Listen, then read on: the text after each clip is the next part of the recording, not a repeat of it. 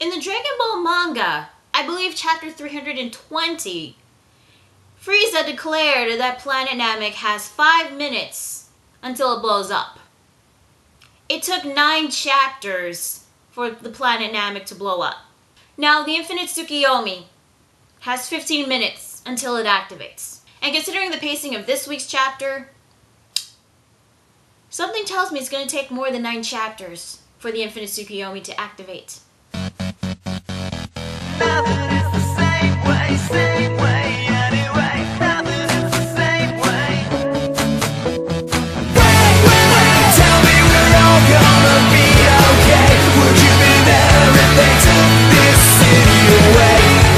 Hey guys, Lunar27 here, bringing you Naruto chapter 648, A Shinobi's Dream. So the chapter begins with Naruto and Sasuke teaming up to fight against Obito, but before they can do that, they have some last minute preparations. First off, Naruto decides to take a little bit more of the other half of Kurama's chakra from Minato, while Sasuke uses Juugo's natural energy abilities, since he's the original source of the curse mark, to create a Sage Mode Susanoo. Basically, it looks like a Susanoo that has a curse mark, level 1. I wonder if the Susanoo can have a curse mark level 2. And this is a bit off topic, but since when does Sasuke Susanoo have legs? When did that activate all of a sudden? Now, some of you guys will probably be pissed off that Sasuke's got another power-up, but here's the thing. This is Juugo's ability. And for Sasuke to have this certain power-up, he has to have Juugo with him at all times, unless he takes some of Juugo's chakra with him. Since he had the curse mark, he was well adapted to the natural energy that Juugo has absorbed in his body. Now, a lot of people might call this another cop-out power-up, but considering that coincidentally Naruto can now use Sage Mode with the Kyuubi mode he had, whatever, I'm just gonna let it slide. Now, Tobirama does notice that Sasuke is quite the prodigy, and Orochimaru did say that considering of all the information and data he had over the Uchihas and many experiments he conducted on, especially including Sasuke, he knows that one day Sasuke is going to surpass Madara. Now, the thing is, when that happened in that page, a lot of people were speculating that Sasuke will officially get another power-up, hence the Rinnegan. Here's the thing, if he has the Rinnegan, then he'll have the equivalent power as the 6 Paths of Pain. Not only that, but unleashing a full version of the Susanoo, like Madara Susanoo. Maybe Sasuke might eventually get a Susanoo similar to Madara's, I don't know, but I don't think he should get the Rinnegan because the Rinnegan seems a bit too much. Because he'll be a bit overkill. He'll be even more stronger than Naruto. And right now, Naruto is stronger than Sasuke. I know it's inevitable that he might get a power-up, but Rinnegan, no, I don't want that, really, because it'll be too much. So not only do we get a comparison between Sasuke and Madara, we also got, once again, another comparison with Naruto and Hashirama, courtesy of Tobirama. Dude, I like Tobirama, but we get it. Naruto is similar to Hashirama. They have the same dream, etc., etc. We get it. Naruto and Sasuke try to attack Obito, but we had to cut back to the Allied Shinobi forces, which once again are standing around doing nothing.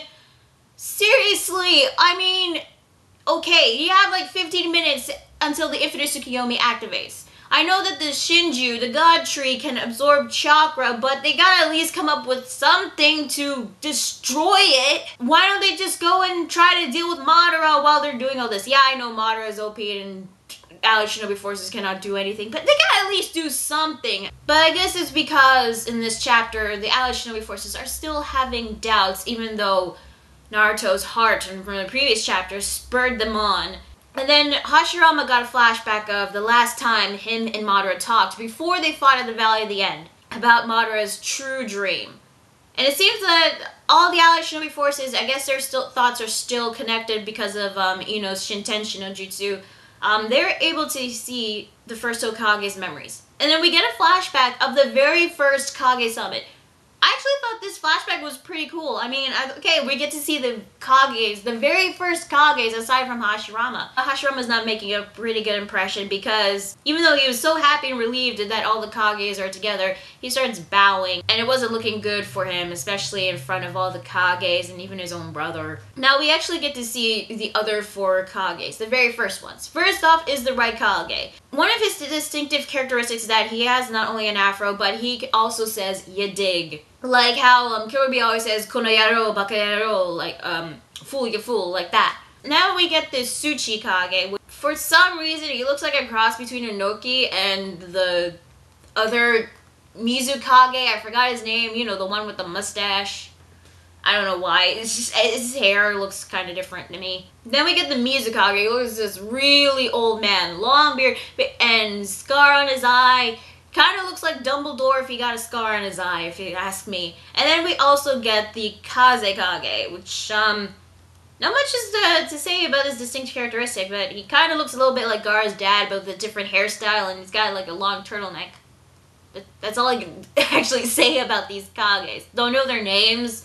But, yeah. So in that flashback, we actually get to see the meeting of them deciding the distribution of the Bijou.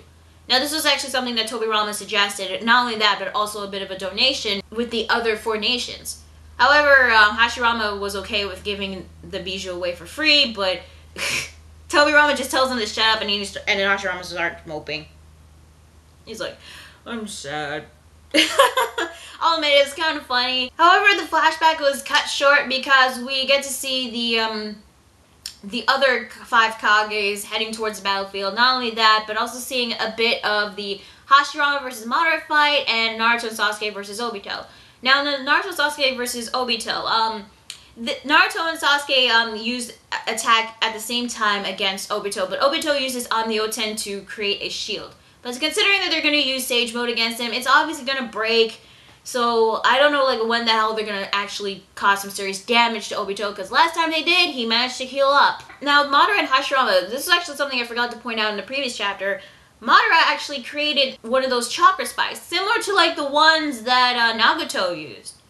So I don't know if this is also similar to what Obito used before, but he's said he was going to activate his trump card, which I'm assuming was trying to regain Obito's control over the Jubi. Which, by the way, isn't he gonna do that now? I mean, if he wants to activate the Infinite Tsukiyomi and he wants to take over from Obito, why doesn't he just do it now? Unless Hashirama's distracting him or he just wants to toy with Hashirama even more. I mean, seriously, if it's because he wants the Hashirama D, I don't freaking...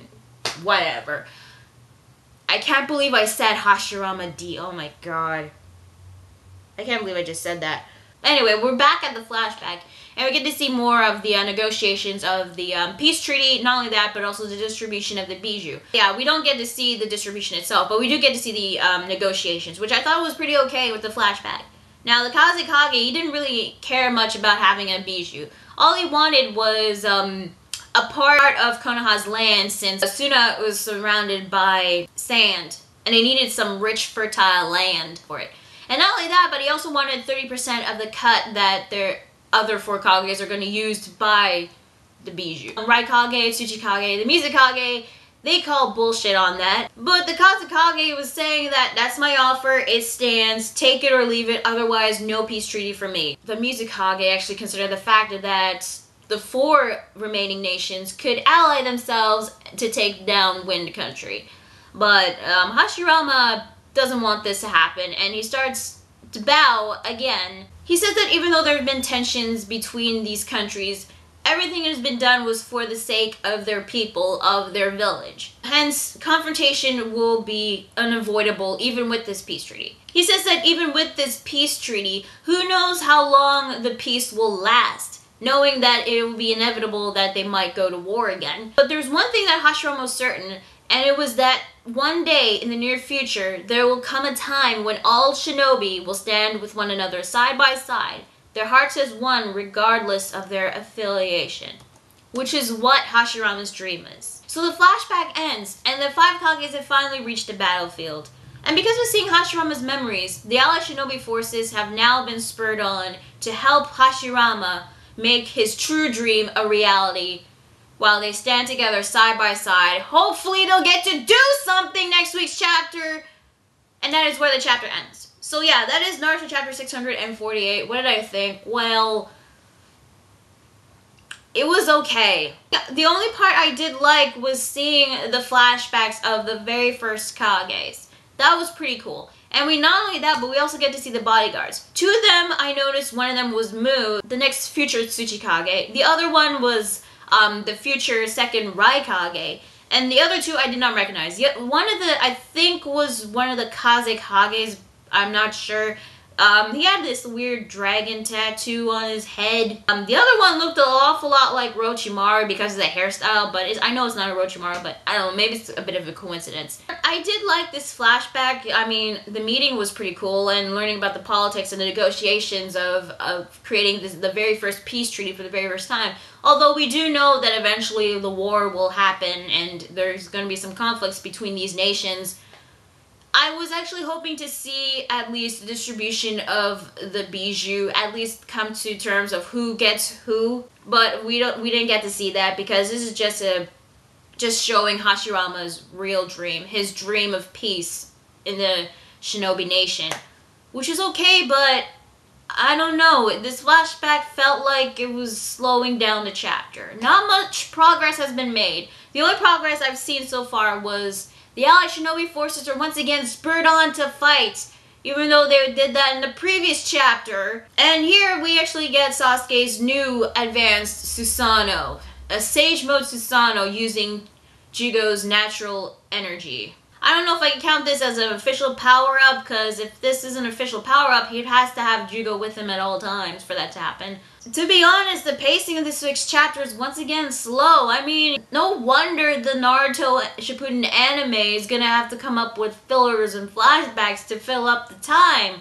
I wish some progress has been made, but very little has, and the pacing was a bit slow. I felt like this was an okay chapter. Didn't get me excited or anything. I mean, the new Susanoo was pretty cool, I guess. And I thought the flashback was okay, and seeing the other Kages, the very first ones for the very first time together, I thought that was pretty cool. But aside from that, this chapter was just meh. I don't know, I just want Kishimoto to at least pick up the pace a little bit, or at least show some progress of the fights. I mean, I just hope that next week's chapter, the Allied Shinobi forces are gonna actually do something for once, not just stand there and do nothing. Also, we didn't get to learn of what happened to Shikamaru. We know Shikamaru's dying at the moment, but, I mean, is he gonna be okay? I mean, we haven't seen him, and he's on the verge of death, and I'm getting worried. But you know what? Overall, this chapter was okay. The flashback I thought was good, but progress wasn't made. Not a lot, at least. Pacing was a bit slow.